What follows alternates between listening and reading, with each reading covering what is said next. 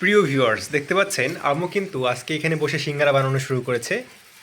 কেননা এই সিঙ্গারাগুলো আপনারা ফ্রোজেন করে রাখলে অনেক দিন আপনাদের যখন বিকেলে নাস্তা না থাকে তখন সেগুলো খেতে পারবেন বিকেলের নাস্তায়। তো দেখতে পাচ্ছেন প্রথমে সিঙ্গারার ডোগুলো আলাদা করে সেগুলো দিয়ে আম্মু রুটি বানাচ্ছে। রুটি না, এটা হচ্ছে সিঙ্গারার শীট। তো এইভাবে পরে এটাকে এইভাবে ভাঁজ করে সেটার ভিতরে এই আলুগুলো আম্মু দিয়ে দিবে। আর আপনারা যখন এটাকে বিছানায় বসে বানাবেন, দেখতে পাচ্ছেন আম্মু কিন্তু বিছানায় বসে বানাচ্ছে। বিছানায় বসে বানালে আসলে আপনাদের ক্লান্তিটা কম লাগে।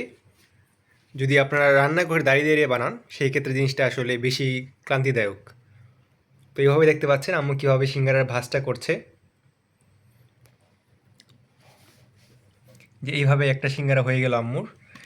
এবার এইভাবে আম্মু প্রত্যেকটা ডো থেকে 4টা করে সিঙ্গারা হয়, সিঙ্গারের যে শীটগুলো আছে সেগুলো থেকে। তো আমিও এখন আম্মুকে হেল্প করব। তো এই যে দেখতে পাচ্ছেন এইভাবে প্রথমে দিয়ে সুন্দরভাবে আলুগুলো ভরে তারপর সেটাকে চাপ দিয়ে ক্লোজ করে দিতে হয়। এই যে এইভাবে, তারপর হয়ে গেল সিঙ্গারা। এরপর এগুলোকে ভেজে নিলেই আপনাদের কিন্তু সিঙ্গারাটা রেডি। আর সেই সাথে আপনারা কিন্তু সিঙ্গারাটাকে চাইলে ফ্রোজেনও করতে পারবেন। তো ভিউয়ার্স, ফাইনালি আমাদের সিঙ্গারাগুলো রেডি। দেখতে পাচ্ছেন কত সুন্দরভাবে সিঙ্গারার শেপটা হয়েছে। তো আমি এবং আমার ছোটো ভাই দুজনেই হেল্প করেছিলাম সিঙ্গারাটা বানাতে। তো এই যে দেখতে পাচ্ছেন সিঙ্গারার যে শেপগুলো আছে খুবই সুন্দরভাবে হয়েছে। এখন আম্মু এগুলোকে ডিপ ফ্রিজে রেখে ফ্রোজেন করে ফেলবে। তো এই জন্য আম্মু এটাকে ডিপ ফ্রিজে নিয়ে আসছে।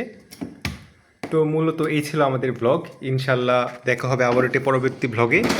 তো এগুলো থাকলে আপনারা কিন্তু সরাসরি ডিপ ফ্রিজ থেকে নামিয়ে বিকেলের নাস্তায় পরিবেশন করতে পারেন। তখন আপনাদের আলাদা কোনো বাড়তি ঝামেলার দরকার হয় না। তো এইভাবে আপনারা কিন্তু বাসায় ট্রাই করতে পারেন। তো আজকের মতো এই পর্যন্তই। সকলে ভালো থাকবেন। আল্লাহ হাফিজ।